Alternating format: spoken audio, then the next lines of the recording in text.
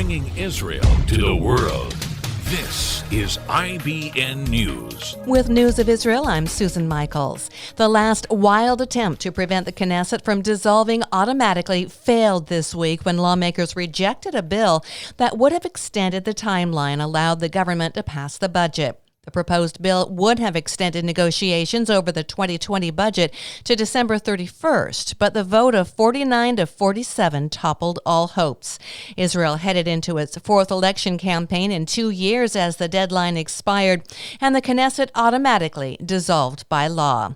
Elections are expected to take place on March 23rd of 2021, 90 days after the Knesset dissolved. Prime Minister Benjamin Netanyahu of Likud and Defense Minister Benny Gantz, head of Blue and White Party, each blame the other for the collapse of the coalition. The Prime Minister has promised that Likud would bring a huge win. Health Minister Director General Professor Hezi Levy says between 2 and 3 million Israelis will be vaccinated by March 23rd, the expected date of the new elections.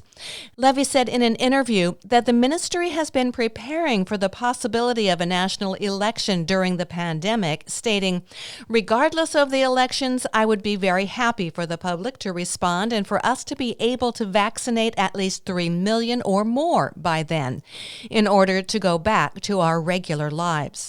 Health Minister Yuli Edelstein said this week that it will take between 2 and 3 months for the vaccine program to take effect and warned of another nationwide lockdown in the meantime. Marking the beginning of a landmark challenge against legislation that opponents say discriminates against minorities, the Supreme Court this week began hearing a case against the controversial law that defines the country as the nation-state of the Jewish people. Critics say the nation-state law reduces the status of Israel's Arab minority, about 20% of the country's population. But proponents say the legislation merely enshrines Israel's existing Jewish character into law.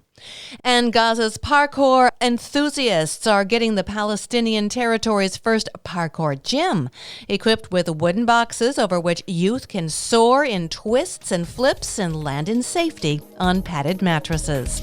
I'm Susan Michaels. IBN, Israel Broadcast Network.